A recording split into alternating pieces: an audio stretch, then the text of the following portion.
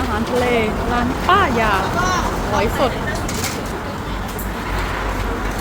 ร้านเด็ดร้านดังนี่มันก้อนหินมากก้อนหินชัดๆก้อนหินชัดๆเลย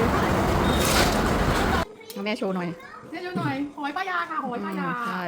หอยนางรมสดๆสุราษฎร์ร้อยเกาะเงาะอร่อยหอยเย้ยค่ะหอยเย้ยเดี๋ยวเนียนตัวปะนันร้อย สวยไหม ร้อยหอยป้ายาร้อยสด